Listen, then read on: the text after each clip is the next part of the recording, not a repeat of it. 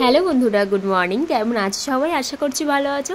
তো সকালবেলা উঠে দেখো এদিকে কিছু বাসি কাজ বা সেরে নিয়ে এদিকে চা বসে দিয়েছে। আর দিদি জামাইবু সকালে চলে যাবে, মাও যাবে ওদের সঙ্গে। তো দেখো বলতে বলতে ওরা রেডি হয়ে গেছে। আর সকালে একটু রান্নাও করে নিয়েছিলাম। তো এখন যাচ্ছি মেয়েকে দিয়ে আসতে স্কুলে। তো ওখান থেকে বাড়ি এসে দেখো প্রচণ্ড বৃষ্টি হচ্ছিল। তো তারপরে এই যে সকালে ঘরে থাকতে থাকতে এখন দেখো দেখেই বুঝতে পারছো কোথায় দিদি জামাইবু সকালে চলে এসছে আর আমরা ওদের বাড়িতে চলে এসেছি বিকেলে। কেননা আমাদের মানে এক জায়গায় যাওয়ার প্ল্যান হয়েছে। তো দেখো পুরো রাত 3টের দিকে উঠে গেছি, সবাই মিলে উঠে রেডি সেডি হয়ে এই যে বেরিয়ে পড়লাম। আর মানে এরকম সময় কখনো বেরোনো হয়নি। তো রাস্তা পুরো ফাঁকা, ভোরবেলা, ভোরটাও না, ওই 3:50 3:30 এরকম বাজে। তো তারপরে দেখো স্টেশনে চলে এসেছি ট্রেন ধরার জন্য। তো ট্রেনে উঠে গেছি, আস্তে আস্তে দেখো লোকজন ভর্তি হয়ে গেছে। আর আমরা যাচ্ছি নৈহাটি বড়মার ওখানে পুজো দিতে। আর ওখান থেকে যাব আমার বড় ননদের বাড়িতে। তো এরকমই প্ল্যানটা আছে আর কি। তো দেখো আমরা চলে এসেছি নৈহাটি।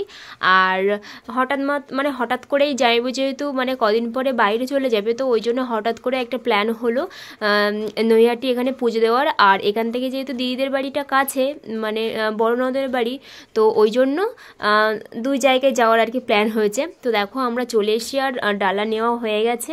আর মানে এখনও পর্যন্ত সকাল এখন ওই 6টা মতো বাজে। তো লাইন তো প্রচুর আছে। তো বেলা হলে কি হবে জানি না, ফার্স্ট টাইম এসছি। তো এখন এই যে ডালা হাতে করে দাঁড়িয়ে আছি লাইনে। তো দেখো আমাদের পুজো দেওয়া হয়ে গেছে। আর পুজোটা খুব ভালো মতোই দিতে পেরেছি। ওই 8:30টার মধ্যে পুজোটা দিতে পেরেছি, মানে অত তাড়াতাড়ি বেরিয়েছিলাম বলে বাড়ি থেকে। তো তারপরে পুজো দেওয়া হয়ে গেলে একটু এখানে এলাম গঙ্গার পাড়ে একটু দেখতে কেমন কি জায়গা। আর একটু খালি পায়ে যেহেতু দাঁড়িয়েছিলাম, একটু বৃষ্টি হয়েছিল, তো ওই জন্য একটু পাটা ধুতে এসেছিলাম। তো তারপরে এদিকে সকালে সবাই যেহেতু না খাওয়া, তো এখানে হিঙের কচুরি এই যে মানে সবাই মিলে এখান থেকে খেয়ে দিয়ে তারপরে এখান থেকে বেরিয়েছিলাম। তো দেখো আমরা চলে এসেছি ব্যারাকপুরে বড় ননদের বাড়ি। তো ব্যারাকপুরে এসে এই যে সবাই এখানে একটু লস্যি খাওয়া হচ্ছে। তো এটা খেয়ে আমরা অটোয় উঠে পড়েছিলাম আর অটো থেকে নেমেও পড়েছি। তো এদিকে মেন রাস্তা দেখে একটুখানি গাড়িটা দেখলাম বেশি চলছে, কিন্তু ভেতরের রাস্তাগুলো একটু মানে অনেকটাই বেশ ফাঁকা ফাঁকা, বেশ ভালোই লাগছে। তো দেখো আমরা মানে কথা বলতে বলতে চলেও এসছি। আর আমার পুকু এই যে দিদির মেয়ের সাথে এসছে। আর ও আগেই চলে এসে হেঁটে। তো ওইখানে দাঁড়িয়ে দাঁড়িয়ে কান্না করছিল যে মা কোথায়, মা আসে না কেন। তো এটাই। তো তারপরে আমরা খাওয়া দাওয়া করে নিয়েছি দুপুরে, নিয়ে একটুখানি রেস্ট নিয়ে সবাই মিলে দেখো আবার বেরিয়ে পড়লাম।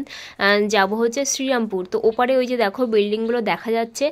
আর এখন আমরা এই যে এই লঞ্চটাতে উঠবো। তো দেখো উঠে পড়েছি। আর মানে আমাদের ওই দিকটায় কি সুন্দরবনের দিকে নদী আছে, নদী পার হওয়ার অভ্যেস আছে, কিন্তু গঙ্গা পার হওয়ার অভ্যেস কোনোদিনই নেই। তো দেখো ফার্স্ট টাইম গঙ্গা পার হচ্ছে, একটু ভয় ভয় লাগছিল।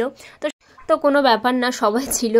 তো তারপরে দেখো তো আমরা এসছি দেখো শপিং মলে। তো মানে আমরা দিদিদের বাড়ি সবাই নতুন এসছি, তো দিদি সবাইকে জামা কাপড় দিচ্ছে। তো সেই জন্য মানে শ্রীরামপুর আসা আর কি।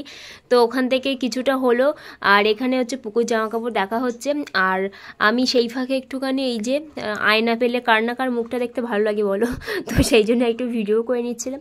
তো তারপরে এখানে দেখো এসছি ফুচকা খেতে। শ্রীরামপুরে ফুচকা কেমন কি টেস্ট একটু সবাই মিলে খেলাম, বেশ ভালোই খেতে। তো পুকুর জামা একটু পছন্দ হচ্ছিল না, তো তারপরে এখান থেকে জামাটা নিয়ে নিলাম। তো এখন যাচ্ছি দেখো দিদিদের বাড়ি। আর এটা হচ্ছে আমার বড় ননদ আর ননদের মেয়ে। তো দেখো আর রাত্রেবেলা অনেক রাত বলতে ওই 7টার মতো বেজে গেছে। তো আমরা পার হয়ে দেখো চলেও এসেছি। আর এখানে আসার সময় একটু কেক আনা হয়েছে, না কারো বার্থডে না, এমনি সবাই মিলে খাওয়ার জন্য আর কি।